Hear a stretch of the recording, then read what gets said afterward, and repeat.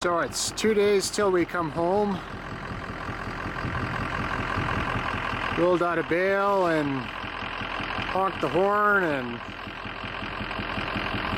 looks like we got about 80% of them came right away. There's still more coming down the old road, and I see a couple up the ridge. Have to see how many bulls are here, and gonna go back in with the quad and scoot stuff out of the bush and try and lock it down here next to the road.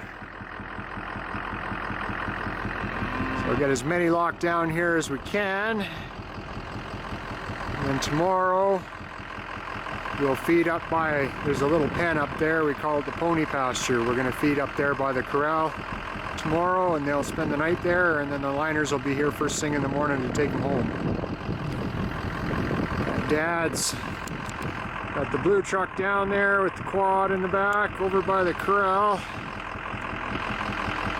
I've got the bale truck right now. I'm gonna send him home with the bale truck so he doesn't have to spend all day up here unless he wants to.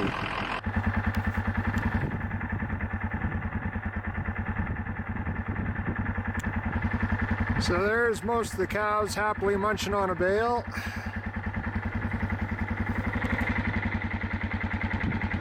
I'm up on the old road just down below the spring. And you can see on the hilltop there, we've got a few stragglers. So I'm gonna start hollering "hey cow" and try and make lots of noise and push stuff down towards the road. And close up the gates on the old road fence here and put an electric fencer on it because it's not much of a fence, but it'll do for what we're doing today.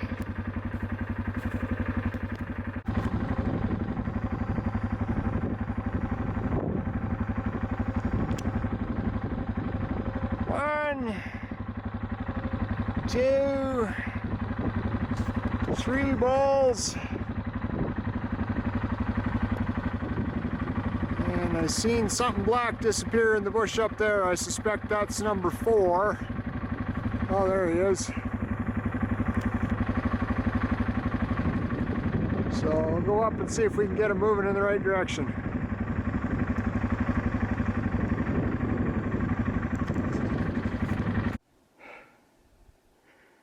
So I'm on foot. Wasn't sure I'd get through that coulee with the quad. This is a far bull.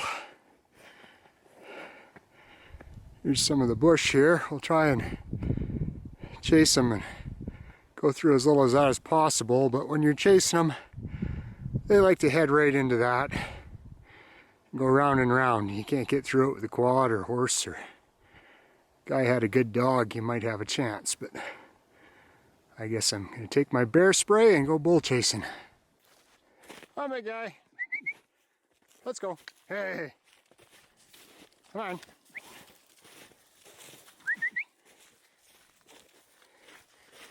Come on, big guy. Let's go. Hey, hey, hey, up. Humble. Humble. Let's go. Let's go.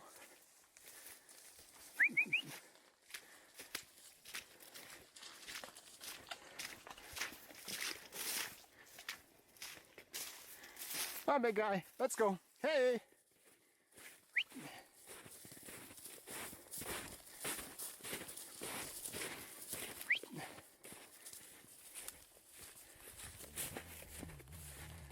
Normal.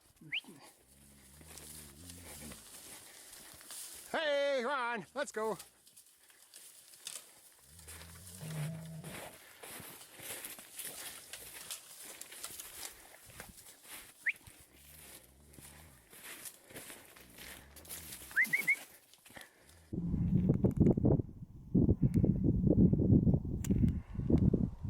Well, I got the 4 of them together. I'm gonna go back and get the quad now that they're out in the open a little bit. If I can just remember where the hell I parked it.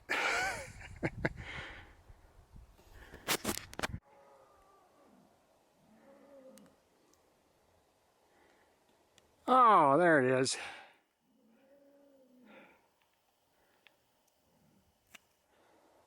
Yeah, I can hear the bulls talking. Hopefully they'll still be there when I get there. So we got them to the old road here. Look like they're going to go up behind the corral. There's a gate open up there. So if they go through any of those gates, that'll be fine. But the cows are way over there.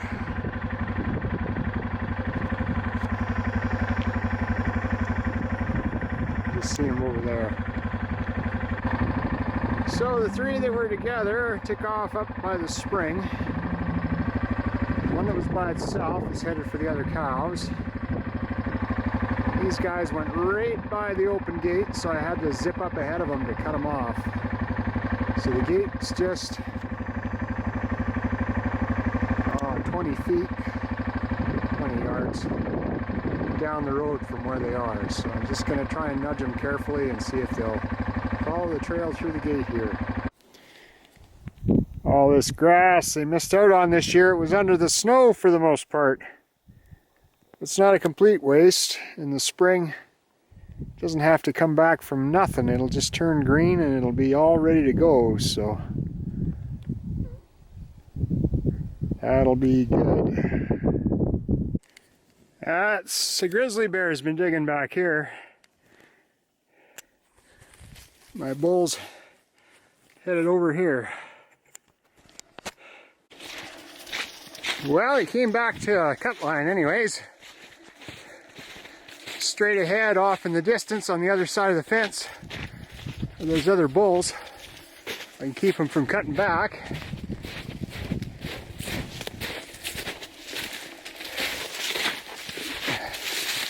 It's a lot more fun on the cut line in that primordial soup back there. Hey, come on, let's go. Hi, bull. Hey, hey, hey, hey. Oh.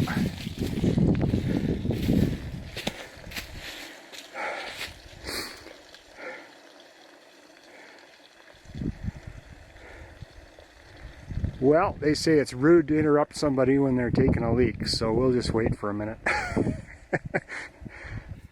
Wonder why we brushed all that stuff. This whole side here was just like that stuff we were chasing the bull through. All of it. Stuff would come back here and just disappear like the Bermuda Triangle. So we windrowed it and we did not burn it because we're not back here to keep a real good eye on stuff, and you can't get in here to do much with it if you have trouble. And willow brush will burn right down underneath the ground, and it can be 3 months later a Chinook wind will come up and dry everything out, and the fire will spring up in the middle of the night. And there's been some pretty major fires back here over the years from, well, a number of reasons, but that's one cause for sure. So we just leave it. I figure it's better than burning the countryside up and the neighbor's house down and everything else. I don't think the insurance would like that very much.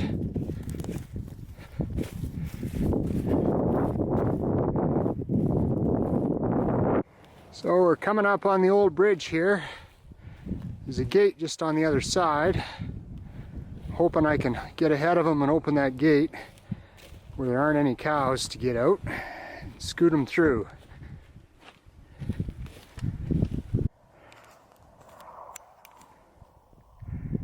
Well, the gate's open.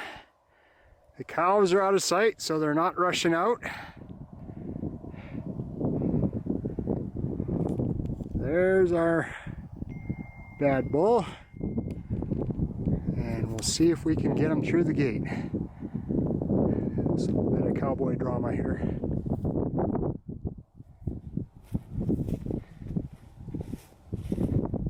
2 more steps. Let's go. They're both talking to him. Better get them through before somebody comes over and starts a fight. Thinking we're not going to want them all together in the corral when we move out. Might have to keep a couple back just to keep our corrals from turning into toothpicks. So you're on the old road. There's the old bridge. What's left of it. Back in the 60s, before they moved the road, you can kind of make it out. It's really easy to see because of the snow. Going up that trail and down here, that's where the old dam used to be. It used to be on the other side of the bridge. And then when the road came through, the water backed up against the road. So we still have a dam. But once upon a time back in the 60s, that's where it used to was. This might be a little controversial. What happens with your little creeks and stuff back here is if there isn't anything to stir them up a little bit, the willows grow up and fall over and cover it up. Then the grass starts to grow up in it. And then pretty soon the creek will start to disappear underground. And if nothing breaks that up and stirs it up, these little creeks and stuff disappear. And I'm not sure if they come back. They become part of the aquifer, just getting deeper and deeper every year, but they're no longer surface water. So I'm not saying a guy should have 1,000 head of cattle trumpet through it all the time, but if you don't beat it up a little bit, it'll be gone. It'll be underground. And for the most part, it won't do much good up top. A really good example of this is by the road, where the creek runs down the road in the ditch. They used to drive cattle up there, but because the highway got so busy, they stopped doing that. And now there's little sections of it that are completely underground. My grandfather tells a story of chasing a cow or a bull up here. He had a horse. Got off, going through the brush like you seen earlier in the video. Round and round he went for most of the day. Finally got the cow put in. He came back to the far end of the place where he tied up his horse when he first started chasing it through the brush. And the horse had got off the tie and was gone into the brush, and he got to spend another hour or so looking through the brush to find his horse. There's my horse right where I left it. Needless to say, when the horse and rider were reunited, they weren't friends anymore.